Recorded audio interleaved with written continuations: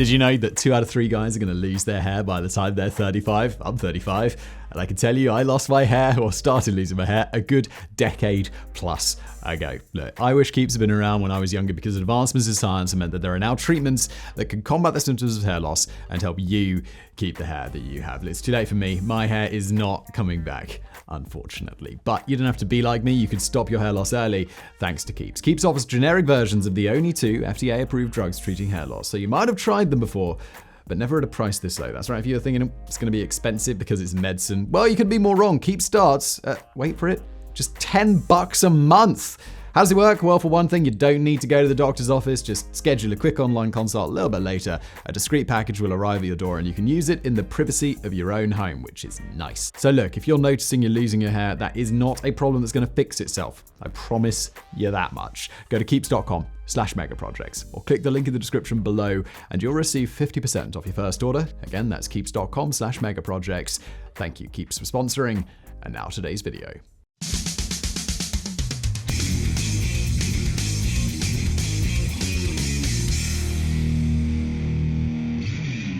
As the world has become more and more developed, humanity has started to take a lot of things for granted.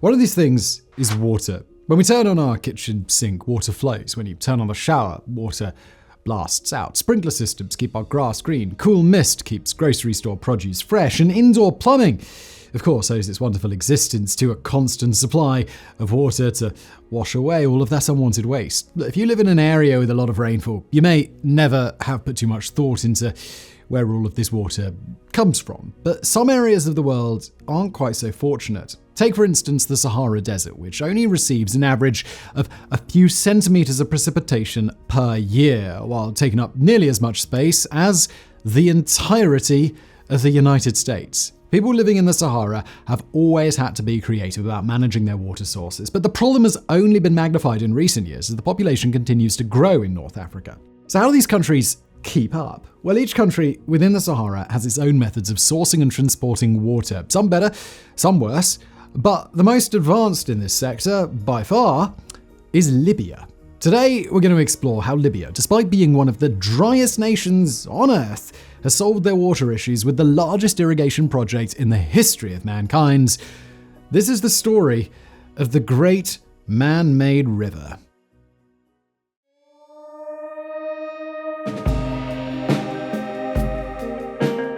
On December the 24th, 1951, the United Kingdom of Libya declared its independence, putting an end to decades of Italian colonization in North Africa. Almost immediately after being formed, the new nation had quite a few challenges ahead of it, such as bringing political stability to the many different provinces and establishing international relations. But perhaps the most important piece of the agenda was to figure out the future of Libya's economy, and those in power had the perfect idea: oil.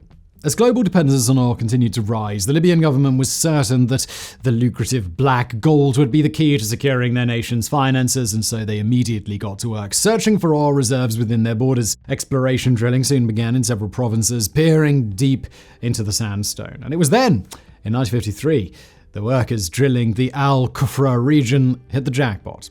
Only it wasn't all they found in the desert, it was water.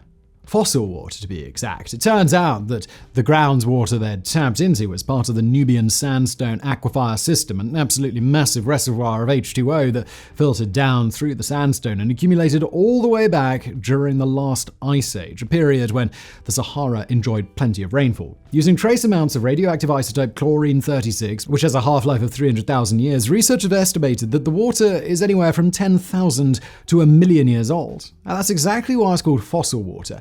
It accumulated there long ago, and it isn't being replenished today. And this aquifer system is huge, to say the least. In fact, it's the largest of its kind in the world, covering an estimated 2.6 million square kilometers, an area about the size of Kazakhstan, which, by the way, is the 9th largest country on Earth, so not small. The thickness of the reservoir ranges from around 160 meters in some areas to well over 600 meters in others, creating a vast underground oasis beneath parts of Libya, Egypt, Chad, and Sudan. When the Libyan government was made aware of this accidental discovery, they knew they'd uncovered something valuable. But at the time, they didn't quite appreciate its potential. Vague plans were made to turn the land above the aquifer into a neat agricultural sector, which sounds great and all, but they never really got around to this and instead went back to focus on looking for oil. and oil they later found, revolutionizing Libya's economy and bringing some much-needed wealth to the nation. But things were about to change in Libya, and when the dust eventually settled, the potential of the Nubian sandstone aquifer system is going to be back on center stage.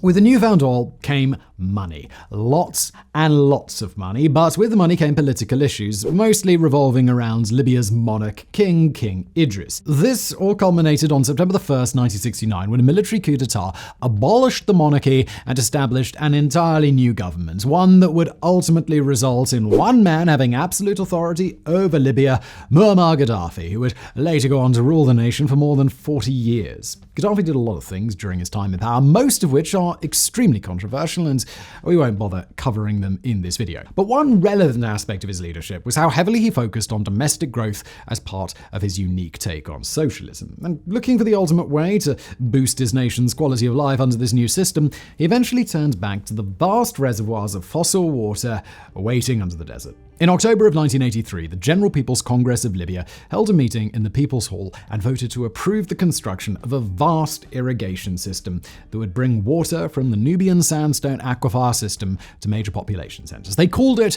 the Great Man-Made River Project, and work was set to begin the following year. Contractors were hired, government funding was made available, and in 1984 the first foundation stone was set by Gaddafi himself, officially marking the beginning of the first phase of construction.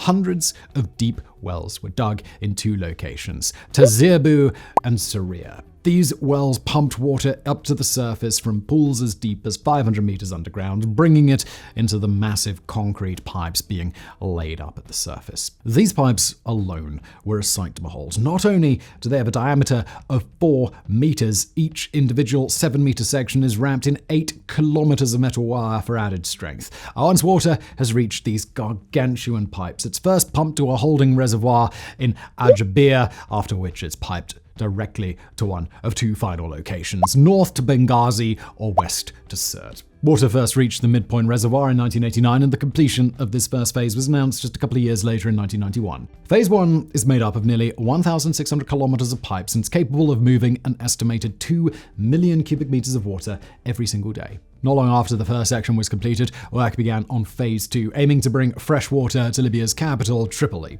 Water for the second phase is pumped from underneath the Jabal al-Hassawinar region, after which it is transported to the Al-Jafara plain. Flowing mostly downhill from there, the water flows through and supplies several smaller cities before reaching Tripoli, which was achieved in 1996. This is already a massive endeavor, but it's not even the end of today's story. Phase 3 was completed in 2009, adding an additional 1,200 kilometers to the existing network, stretching to new reserves and adding supporting infrastructure. The Phase 4 is currently under construction, which is planned to extend Phase 1, connecting it to newly dug wells further south. And finally, Phase 5 is planned to be completed in 2025, which will connect the eastern and western halves of the project. The system of pipes is the largest irrigation project ever completed in our planet's history. In total, all 5 phases of the Great Man-Made River will contain nearly 6,000 kilometers of pipeline, which, for reference, is about the distance you'd cover if you drove from Paris to Moscow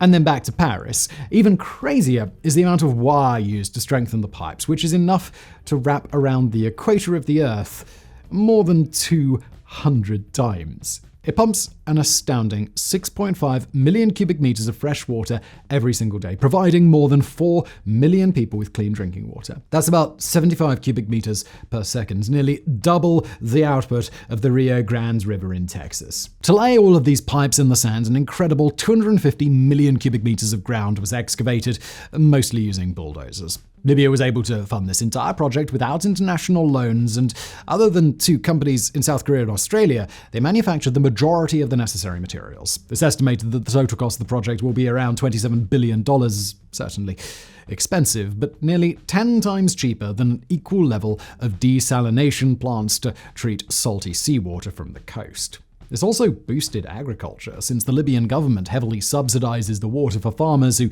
use it for crops. Most farmers pay just 62 cents for 1,000 liters. Its size Scale and unparalleled importance is what drove Gaddafi to nickname it the eighth wonder of the world. Bit of a conflict since he was the first person who oversaw its construction, but you don't need to live in the Sahara to appreciate such an architectural achievement or, indeed, a dictator's ego. It seems that Libya had conquered the desert, but there are a couple of issues that could put an end to the entire operation.